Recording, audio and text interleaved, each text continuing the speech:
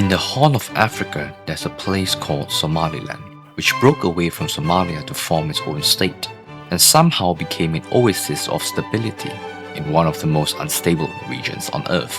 It has its own government, passport, taxation system, and even its own elections. But it doesn't exist on most world maps. Right now, the Republic of Somaliland is officially recognized as a sovereign state by just one UN member, Israel. So Somaliland's been stuck in diplomatic limbo. Beginning in the late 18th century, the Age of Industrialization saw the transformation from agrarian economies to machine-driven manufacturing, spreading across the continent like wildfire.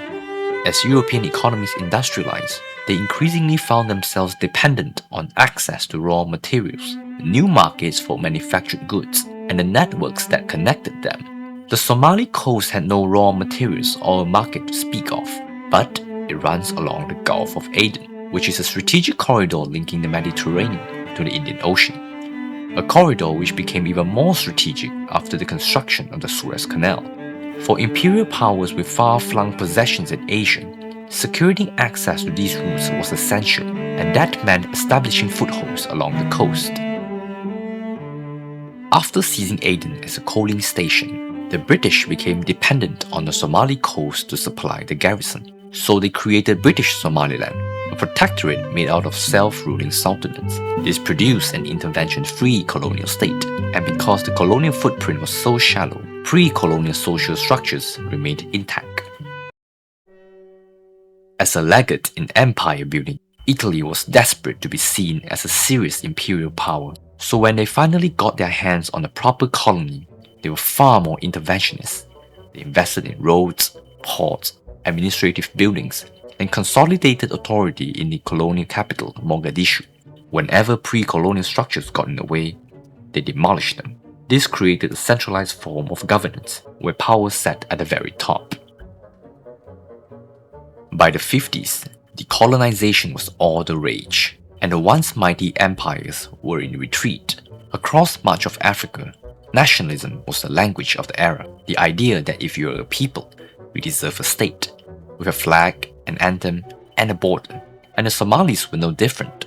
British Somaliland became independent on the 26th of June 1960. 5 days later, it joined Italian Somaliland to form the Somali Republic. Because the union happened so fast, there were legal and constitutional problems from the very beginning. Each side ran on different legal tracks, doing its own paperwork separately, based on what they thought the union would look like. And when it became obvious that the legal foundation was a patchwork, the legislature in the south went ahead and passed a single Act of Union, and declared the act the authoritative foundation of the whole union. Then the new constitution went to a referendum. It enjoyed overwhelming support in the south. The north called for a boycott, and the referendum ended up passing. As you can imagine, they were understandably outraged. Also, remember the different styles of colonial governance between the two sides? The design of the new state only made these differences much more unbearable. The newly formed Somalia was designed to be a unitary republic, with Mogadishu as an administrative center. It's a design that matches the southern capital center tradition from the good old Italian days. Cabinet portfolios, civil service postings, military promotions, budgets, development planning, all funneled through the capital. And just like that, the north was now unimportant, far from the levers of power, and expected to obey instructions from the south, which came as quite a shock, as they had been under a more decentralized style of governance. Pan-Somalism is the idea that all Somali inhabited lands should be united into one Somali state, Somalia as it should be if colonial powers hadn't carved up the borders with total disregard for local demographics.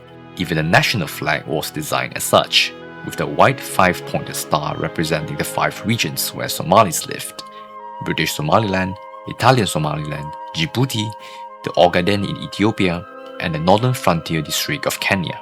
Among them, the Ogaden have always managed to steal the limelight. After the Second World War, the British ended up running the Ogaden, which they took from Italy, and Italy had taken it from Ethiopia.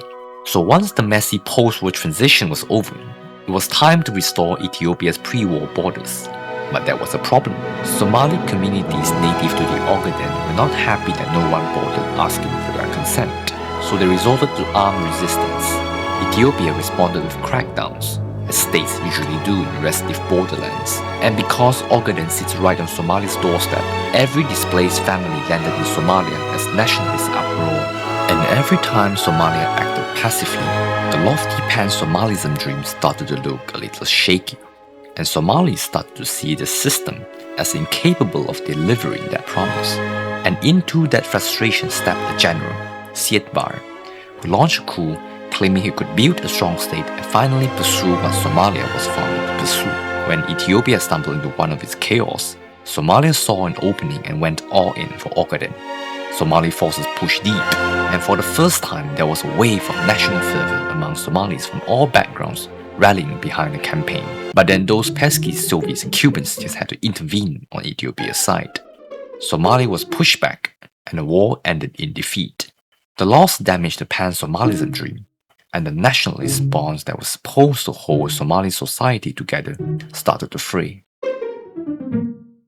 The defeat in Ogaden didn't just shatter the Somali nationalist dream, but also caused the regime to turn inward, since the attempt to expand outwards to divert attention away from internal contradictions had failed. This inward focus led to a newfound obsession with regime survival, which means more paranoia among the leadership, tighter security rules, and harsher repressions. Wherever they look, the enemies from within seem to be just lurking around the corner. And in this climate, Barre had to lean more on his own loyal clan-based networks.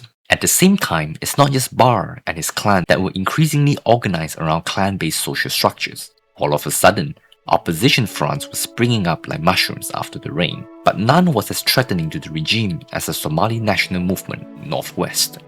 They launched major operations and even managed to seize key northern cities. It had a deep local base among the Isak community and could sustain itself with cross-border support from Ethiopia. As the insurgency grew, the Somali state started treating Isak communities as enemies of the state and began punishing them collectively.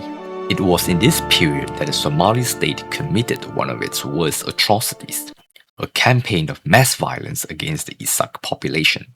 By some estimates, 50,000 civilians were killed. This was the death knell of the Somali nationalist cause. From there, the state went into a steep decline. The economy was non-existent at this point, and the state was no longer seen as a protector or even as functional. Then the Cold War came to an end, external backing dried up, and the regime lost its lifeline. Barre was overthrown, and Somalia imploded into competing armed and political fragments. And in that chaos, the North saw this as an opening to leave the sinking ship, declared its independence from Somalia, and broke away.